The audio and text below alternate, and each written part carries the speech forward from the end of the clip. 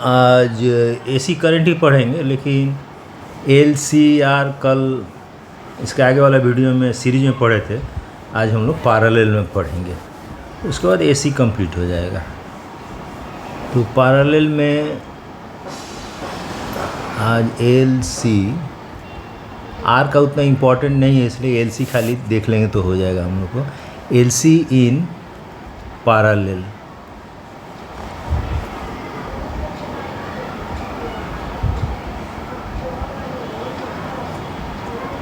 Parallel और ये रहेगा ए अल्टरनेटिंग करंट में,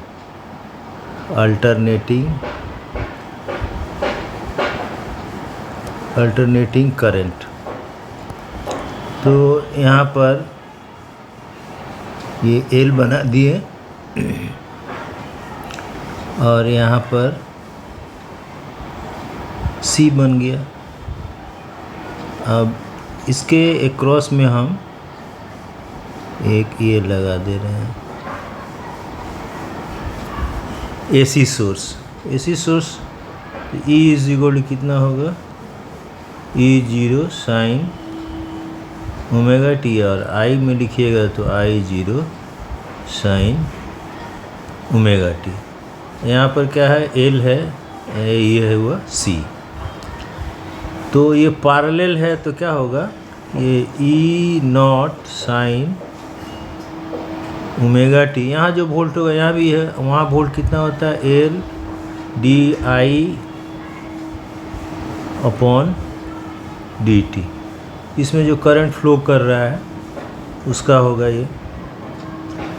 तो ये आई एल लिख दीजिए, इसमें फ्लो कर रहा है आई एल, इसमें फ्लो कर रहा है आई सी, और ये हुआ आपका आई। अब इसको हम लोग क्या करेंगे,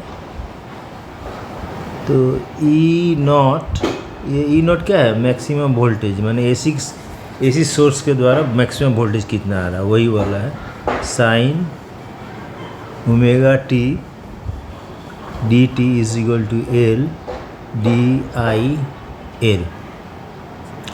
अब इसको इंटीग्रेट करेंगे हम लोग, तो इंटीग्रेट करने से क्या होगा, ई नॉट ये हो जाएगा कॉस ओमेगा टी और omega divided by omega minus omega, यहाँ माइनस लिख दीजिए, और ये वाला क्या हो जाए, एल आई एल इंटीग्रेट करने से। तो आई एल कितना हो गया, इधर चला जाएगा तो minus E not cos omega t upon omega L. तो ये हो गया आपका I L, current through inductor. उसी तरह से निकालेंगे हम करंट थ्रू कैपेसिटर। तो कैपेसिटर में क्या होता है, V इज इक्वल टू कितना होता है, Q बाई C। अब ये वोल्ट कितना होगा, वही इसके बराबर होगा जो सोर्स दे रखा है। पैरेलल में तो वोल्टेज एक ही होगा, तो ये होगा E naught sine omega T is equal to, अब यहाँ हम लोग जानते हैं कि आई इज इक्वल कितना होता है, D Q upon D T. तो इसको तो इसको यदि हम दोनों तरफ Q बाई सी लिखिए, दोनों तरफ हम डी डी टी कर दें, डी डी टी इधर भी और इधर भी डी डी टी कर दे रहे हैं। तो ये क्या हो गया, एप्सिलॉन नॉट यहाँ ओमेगा कॉस ओमेगा टी, और ये क्या हो गया आपका D Q upon D T. C तो कांस्टेंट है, तो दैट इज़ आई, ये आई क्या होगा, ये आई होगा आपका वो कंडेंसर से जो पास करके जा रहा है, तो ये होगा आई सी अपॉन 1/c। तो आई सी कितना हो गया, omega C epsilon naught cos omega t. तो ये हो गया आपका आई एल IL निकल गया, ये हो गया आपका IC। अब हमको निकालना है इससे हम लोग, तो I इज इक्वल टू कितना होगा, दोनों के बराबर होगा। I is equal to IL plus IC। तो this is equal to IL के जगह हम लोग कितना लिखेंगे, minus epsilon naught cos omega t upon omega L. इसके जगह कितना लिखेंगे, omega C epsilon naught cos omega t. अब इसमें क्या कॉमन है आपका, epsilon naught cos omega t common है, तो इसके भीतर में क्या रह गया, ये पहले पॉजिटिव वाला लिख दे रहे हैं, ओमेगा सी माइनस 1/ओमेगा एल। तो आई करंट जो है, जो फ्लो कर रहा है, ये आई करंट, तो ये करंट जो है जीरो कब होगा, देखिए, तो I इक्वल टू जीरो करना है। तो कंडीशन क्या होगा, कंडीशन ये इसको हम लोग जीरो कर देंगे तो हो जाएगा, मतलब ओमेगा सी माइनस 1/ओमेगा एल इक्वल टू जीरो कर देंगे तो क्या हो जाएगा, ये I इक्वल टू जीरो हो जाए। तो कंडीशन में क्या हुआ, omega C is equal to 1/ओमेगा एल, मतलब क्या हुआ, ओमेगा स्क्वायर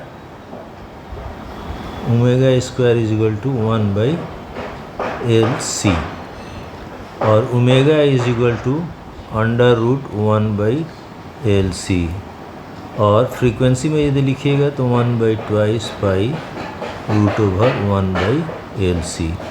तो ये जो फ्रीक्वेंसी हुआ, ये इतना इक्वल, ये यदि हो जाता है तो इसको क्या करेगा, करंट जो है जीरो हो जाएगा।